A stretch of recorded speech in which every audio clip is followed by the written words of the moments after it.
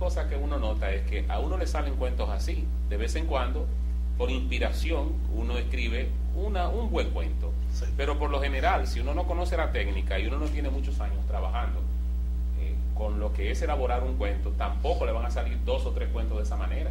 Hay que estar trabajando en ello, hay que estar leyendo mucho, y después es que empiezan a uno a salir los cuentos con cierto control, porque el artista, yo no creo que haya un artista que sea consciente de cuáles son los mecanismos que se operan en su mente para él escribir un cuento o un buen cuento, porque hay mucho de instintivo.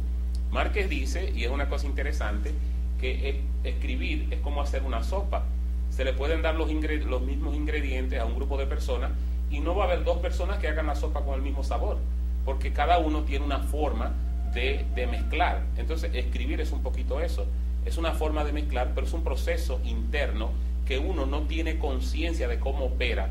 Uno es una especie de medium en esto de escribir, y por muchas teorías que se hagan, va a ser el oficio, va a ser el trabajo, va a ser la lectura, va a ser la práctica lo que va a terminar haciendo a uno un buen o un mal cuentista, o simplemente un cuentista.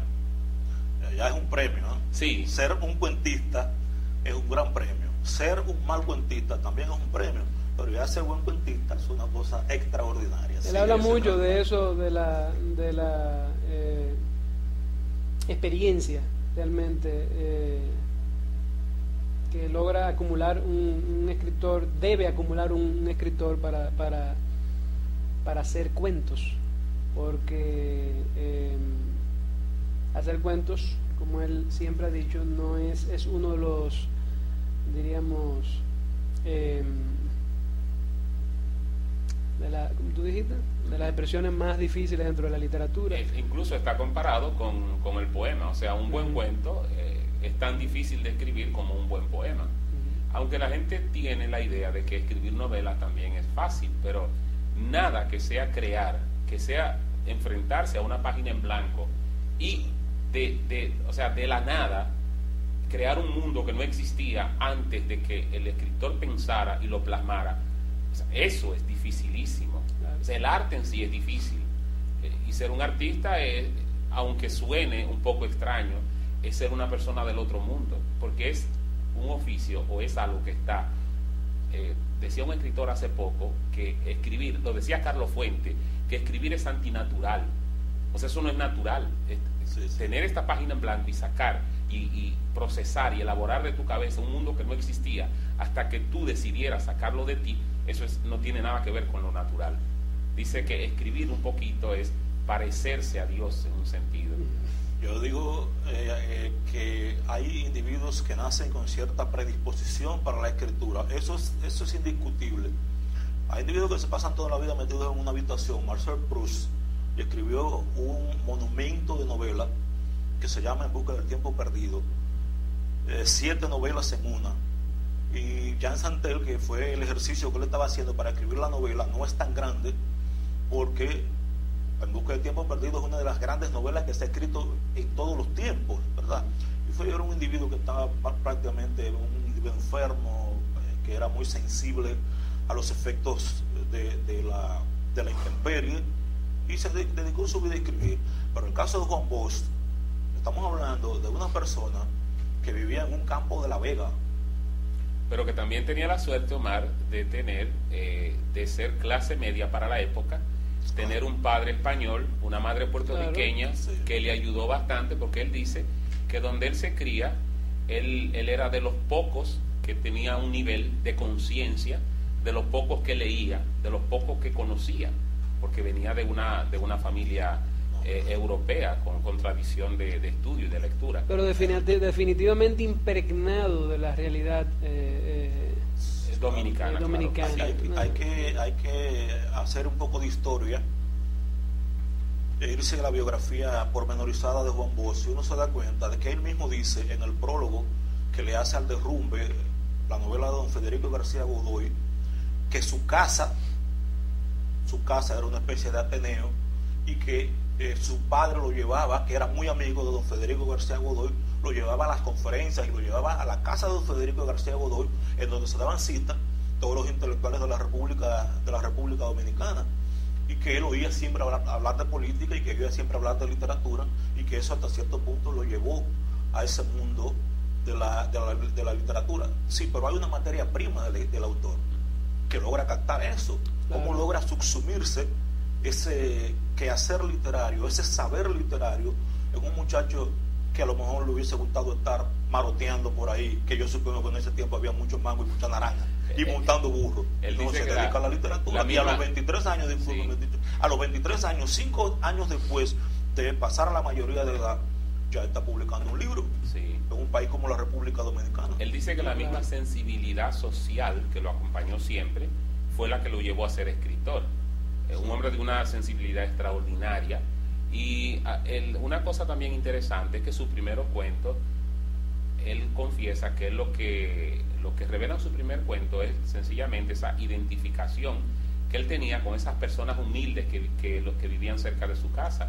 Entonces, todavía lo que es el Juan Bosch, que más tarde sería el político, no había nacido, pero sí el escritor sensible, que una forma de gritar y denunciar toda esa pobreza, toda esa misma falta de educación de la época, él dice que lo plasmó en los cuentos, que era una forma de mostrar y de identificarse con ese dominicano que él veía tan pobre en todos los sentidos. Pero también, señores, estamos dejando de lado, vamos a hablar cuáles son los cuentos que a nosotros nos han impresionado de Bosch. Okay. Porque la gente habla de la mujer, la gente habla, pero yo voy a decir la verdad. Que ya nos quedan nada más 6 minutos. Bueno, pues nada, Muñiz, vamos a comenzar contigo. Yo voy a leer un fragmento de un cuento que a mí me gusta mucho, rápidamente, para entender, porque él tenía la cabeza muy grande, Juan Bosch, para entender esa cabeza. Y aquí hay una metáfora que es lo que dice, lo que yo quisiera más o menos hacer un poquito de énfasis, que va a ser lo último que voy a leer.